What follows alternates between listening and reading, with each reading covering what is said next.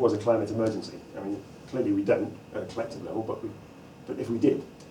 And let's imagine then we had regulations, because they're not going to do it altruistically, to force the top 10% of global emitters of carbon dioxide, and that includes people like me, it includes most professors and lecturers and so forth, we're in that category, to cut their footprint to the level of the average European EU citizen. So I'm not saying the average Ghanaian or Nigerian, just the average European. Most Europeans live reasonable lives. And that the other 90% of the population made no change to their lives. That would be a 1/3 cut in global emissions. A 1/3 cut. Now imagine we actually thought it was a climate emergency. You could do that in a week, a year, an hour, if it was really that important. So it just shows how the emissions are hugely skewed to a particular group. Remember that the pledges we made in Paris show no reduction by 2030 at a global level. And most of the scenarios you have out there show very little reduction in the very early years, and yet we could do this. And what I would argue is that the framing I'm putting together here, which I say comes out just the maths and the science, leads to 3 conclusions on what the strategy looks like. And the strategy for responding to climate change, I think, is the same country by country. The policies could be very different. So the strategies and the policies are different things. The policies are things you develop based on your economy, your culture, lots of other facets that are different from country to country. Your attitude towards government, attitude towards trust.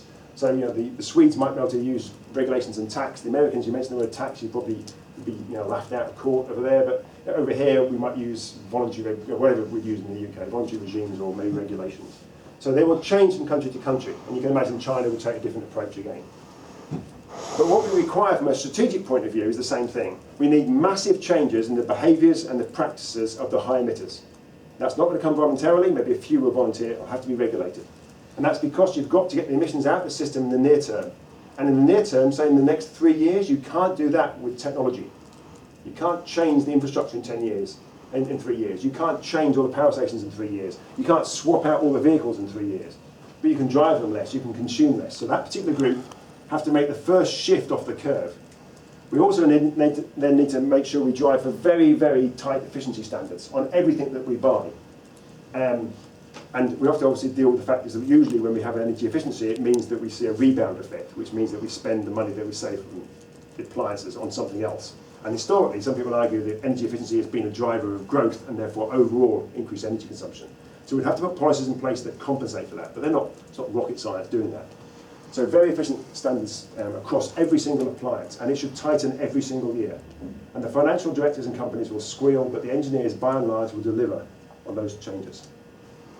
And of course, we need to start this now, putting in place the structures to allow us to shift our energy system, the supply side, to become zero carbon. At the moment, only in the UK, 20% of our energy is electricity. 80% of our energy is not electricity. So we probably have to electrify almost all of our energy system, at least 80% of it. Because we can then make zero carbon electricity, which is easier to do than making zero carbon fuels. So there's a huge shift here that needs to occur really rapidly. I call it Marshall style because it's sort of there's lots of problems with the Marshall Plan after the Second World War. It sort of captures that rebuilding of Europe. It's that sort of scale of challenge we're talking about. And what's important here, and this is not a political comment, it's a maths comment, is that the behaviours and practices here are furnished by a huge amount of labour and resources that go into that group. So they take up a huge proportion of the productive capacity of the society. And whilst we solve climate change, we haven't got that luxury. Well, they haven't got that luxury. Well, I haven't got that luxury, I should say. That labour and resources needs to be spent doing this. So whether we like it or not, and this is why you start to see why we don't want to take account of equity, because it's not very nice for people like me, and we want to assume negative emissions, because I want to carry on doing that. But we can't have that and deal this, and deliver this. We're going to have to shift the resources. And that's why virtually no models include this, because this is much deeper change than anyone yet is prepared to talk about. Give a flavour what that looks like. No large houses. No second homes, no holiday homes. Imagine when you give this talk in Sweden where virtually everyone's got a second home. No prestige cars, no SUVs. Look out in the quad here. Every car there would not be allowed to be driven anymore. Converted to a taxi or broken down and converted into a tram. And the owners of those cars would have to stop living in Wilmslow in huge mansions and have them split into flats. SUVs, no multiple car ownerships, highly mobile lives. That will have to change. For academics, that's a massive problem. So we love the idea of flying around the world. No more frequent flyers, business or first class flights, all those would stop. About 2 to 3 times higher emissions than normal flights. That's not to say we can't travel, have to travel slowly, have to change the structures of our lives so we can go away for longer and go slowly to get there. No more high levels of consumer goods for that particularly this high emitting group. And that's allowed you to make that transfer from 81% fossil fuel system to zero carbon fossil fuel in about 20 years. Now, once you've done that, once you've become zero carbon, you can go back to massive levels of inequality if we want to. That's, if we think inequality is a wonderful thing, we can go back to it. Now, there may be some sustainability concerns, but from a climate point of view, this is only a temporary measure whilst we move to zero carbon. We urgently need new narratives. And I think this is the point we always think we can solve it with some sort of technocratic bolt-on to business as usual. It's way beyond that now because we've chosen to fail. So we have to start to think about restructuring how we view the world in which we live. So we need new narratives on growth, progress and development. How should we see those things? What's important? What do you recognise as growth? Is it growth in GDP or is it growth in female literacy? You know, what are we looking for in progress and development? We have to reframe values and success. Should we reward success? Why should we reward success? Just because someone happens to be born a little bit brighter than someone else, should you pay them more? I mean, if someone's got better footballing talent, should you really pay them whatever you get paid, I don't know, £100,000 a week? Is that reasonable? Should we start to restructure that way of viewing our society? Relationships with time. We've increasingly in our culture appears that we are focused on smaller or short, narrower and narrower sort of periods of time. But actually there have been cultures that have thought about sort of 7 generations in the future and 7 generations in the past. So the concept of time is something that's much more fluid to them. Because to us it's something that's very short term.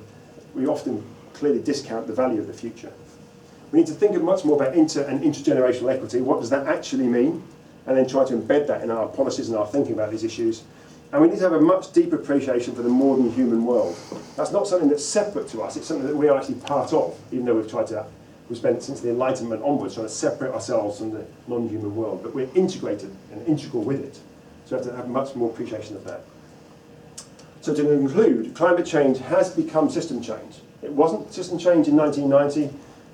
I'd probably argue it was just about becoming system change by about 2000. But because we chose to fail, it's gone from being a technocratic issue to one of system change.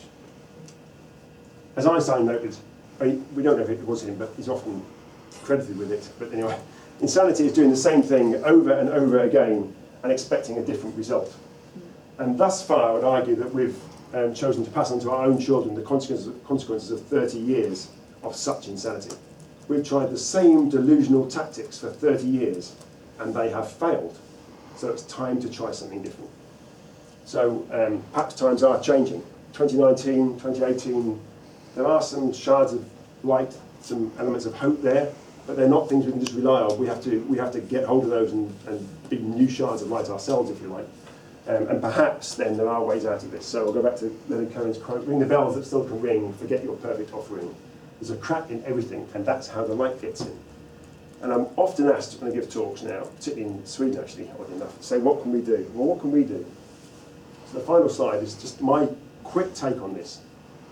Identify in your own lives where your big carbon footprints are, and try hard to reduce them. But to be blunt, the emissions don't really matter. In any one individual, unless you're Leonardo DiCaprio or Al Gore, whose emissions are probably very, very large, but for most of us, the emissions individually don't matter. But what they do matter, what does matter, is that by doing that, by making those changes, it gives us much more credibility to talk about that with our friends, our families, our workplaces and so forth. It also allows us to figure out what's difficult and what's easy. What are the challenges that we hadn't anticipated? It allows a new dialogue, so we can talk about things differently. But the emissions themselves, let's not pretend that they're the important part, but you have to do that to give yourself that credibility and, I think, to test things out. But we also need to engage with our university, with our places of work, with our sports clubs, wherever we happen to be involved. So start to engage with them about what can they do. You know, what can this university, this is a leading university in the UK, and yet, like a lot of other universities, it's in the dark ages when it comes to climate change. It really does not believe in its own science. You just look at the way it runs itself. And you see that, say, university after university, and you see that often in councils and so forth. So let's engage with our universities, particularly as academics. We're supposed to engage with robust argument, courteous, robust argument, not assertion. Suggest what we could be doing and how we could try and do that. But also I think we have to go a bit further and try and engage more with our MPs. particularly in democracies. I mean, it's a really easy process to engage in the MP in the UK. And we need to do that much more than we do today. We often moan, we're great, the Brits particularly, are very good at moaning down the pub about their MPs and other things, but they're not quite so good at getting involved. What about your councillor? And councillors, yeah. Councils, all those relevant ministers, all of the political realm we need to engage with as well. And it's not that these are bad people. I may disagree with virtually all of them I engage with, but generally most of them, with a few exceptions, are trying to do what they consider to be the right thing. I probably disagree with their assessment of the right thing, but that's a discussion we have. So let's engage with them, and when they do things that aren't in line with their actions, aren't in line with their commitments, let's make it really clear. Use the media to do that as well. But also, I think, when they do things and when they say things that are challenging, let's support them. The one thing you can guarantee is when someone stands up and says something challenging, that most people who will engage in that will be trying to counter it. And the rest of us think, oh, that's a nice idea. But we won't say that anywhere publicly. So we need to make sure that when people do good things, or things we judge as good, we stand up and support them. So thank you very much for listening.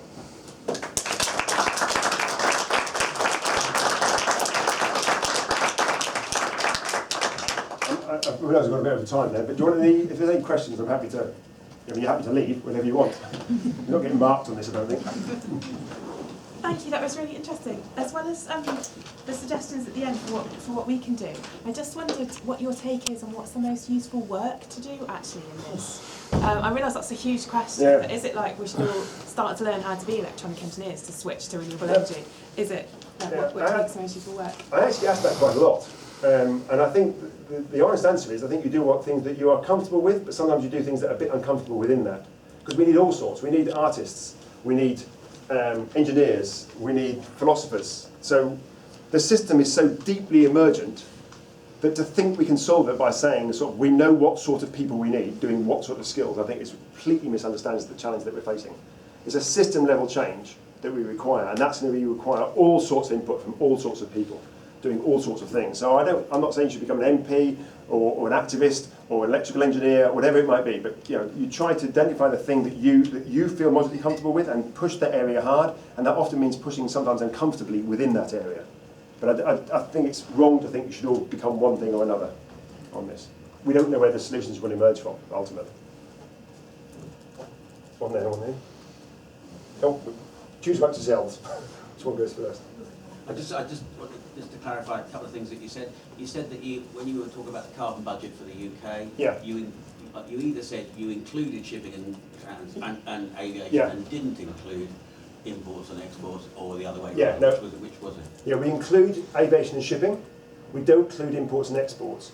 Now you could include imports and exports. That's like, if I've got a laptop here that was made in China, and the Chinese obviously made it, so we could include those, but the data is really poor on it, and we don't have the same government levers to change that either. So there are merits to both of them, but we use territorial. I'm sorry, just a similar factual question that I didn't get properly. Talked about 10% of the world's population being responsible for. So how much of that 10% lives in Europe? Any idea? 2/3 lives in the OECD countries, so 2/3 lives in the wealthy countries, and 1/3 lives in the poor countries. But it doesn't mean it's everyone. I regularly get on Twitter, it's everyone in the UK. It's nothing like everyone in the UK. More than 10% of the UK? Oh, we're way more than 10% in the UK. It's probably something like 30 or 40% of the UK. But it's not everyone. When people say it's everyone, it's not everyone. Nothing like it. I just want you to maybe outline a bit more the role of the University of Manchester into what commitment at like an institutional level they have, and if they don't, what a student can bring forward, and how can we push even stronger? There are people deeply involved in the university at the moment trying to drive this agenda, and there are people employed here like Emma Gardner trying really hard. But let's bear in mind the university, like every other organisation, it puts a token gesture into environmental issues. One thing you can guarantee, look at all the funding of the finance department here, then the funding of the sustainability department. I bet there'll be a difference between them, and I wouldn't try there's an order of magnitude difference. So there are people doing really good work. I have colleagues in the Tyndall Centre who were actually at meetings yesterday with some of the senior people in the university talking about what the university should be trying to do. So I think there was a change in attitude amongst some of the senior people here and elsewhere as well. It's just happening, and I don't think it's necessarily one that they really want to have. I think they've been driven to that by other things around them, including the students to some extent. So I think at the moment there's a chink in the armour of the establishment, and the trick for you is to get in there with your biggest lever and make that chink bigger and bigger. And there are other people there, academics that are doing that, colleagues at the Tyndall Centre, and many other academics will be doing that as well. But there's a real role for students. You have to remember, particularly in the UK, I was pointing out, remember that you're the employer. You employ the Vice-Chancellor. Not the other way around, because you're paying your fees here. So you're our boss. And collectively, you have incredibly strong powers.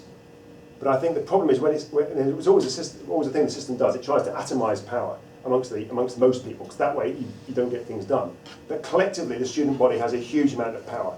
So I think look to engage with the other colleagues and whichever approach you find is best for you. I mean, you have to make your judgments of what's best to do, but don't forget to also use the media. The media is really important. Universities like to have a good reputation. So they hear about you and students en masse writing to the press about how poorly things have been done or well things have been done, whatever it might be, then that has influence. So the students are very important in the university. Points. Okay, we'll want to hear first, then we'll then. Sorry. Right, I'll go then. Oh.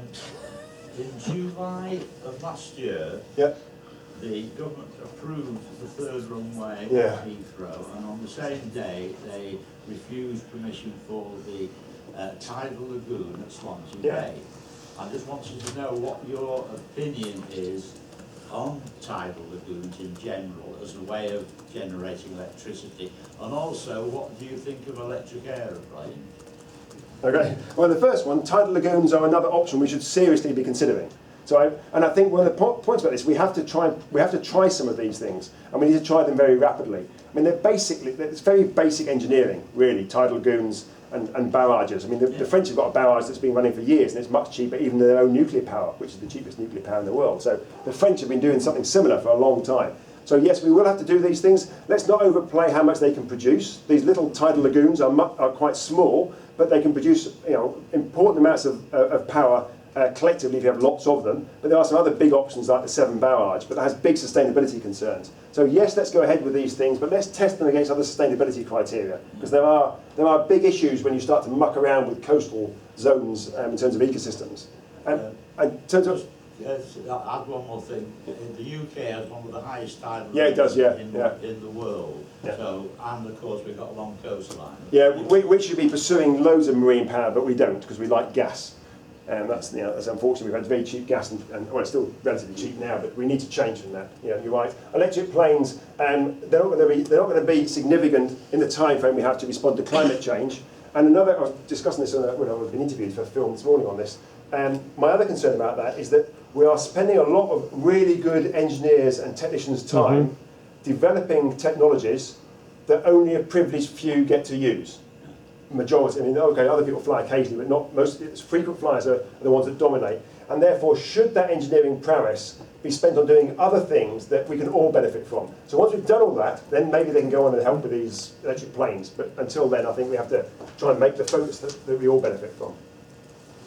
The point I want to make, I think, is probably the subject of an entirely different one-hour lecture. Okay. And you've touched on it. Oh, right. But you've touched on it at the level of the nation state and at the level of the individual. Yeah. There's a long spectrum of life between those two. There is, yeah. And the point is ownership and agency. Your work on local authorities' energy budgets, in fact, terrifies local authorities, because what they see is notionally a budget that they've been given, over which they have no ownership, or very little ownership, and they don't know what their agency is. Yeah. And until we can address that, which is the political technical nexus, we will not make much progress. No, I think you're right on that. In fact, we were discussing that at a workshop we had in Sweden last week. And I work in Sweden part-time, and we had a 2-day workshop on carbon budgets, and we discussed it. In fact, we had Johnny Sadler phoned in from Manchester City Council, and he was making some of these similar points. And so one of the questions in this is what devolved powers are necessary to allow local councils to start to deliver the mitigation rates that they need to do to stay within their budgets, and also that somehow the governments sort of expect the local organisations to deliver it without giving them the powers or the financial wherewithal to do that. So I think that's a really important issue that needs to be developed as to how we do that. And at the moment you've got Scotland, which has got quite high levels of devolution, Wales, which is less, London Mayor got a lot more power, Manchester Mayor not as much power, then some of the other regions have got virtually no power. So I think that is a really important issue. We also have to be more imaginative with the powers that we do have. And I worked quite a lot with Jane Davidson in Wales, and she was very good at using powers that were never designed for things that, doing this. So they were designed for doing this, not that. And she would somehow find some way to let them do this. So I think we have to be quite innovative within councils to use the powers we have whilst we wait or whilst we lobby for devolved administration. A direct response to this question. Manchester City Council have been making excuses for not using the powers that they do have for the last 10 years. So yeah. It's a bit rich for them to wring their hands and say, oh, we don't have the powers, when they haven't done the things they could have done over the last 10 years. Yeah. But that wasn't why I stuck up my hand. I stuck up my hand to say, I've been filming, and I'm going to put this up on the internet later, so if you want to watch it again or let your friends watch it, it's going to be on two websites, manchesterclimatemonthly.net and climateemergencymanchester.net. But I have to stop filming now, so...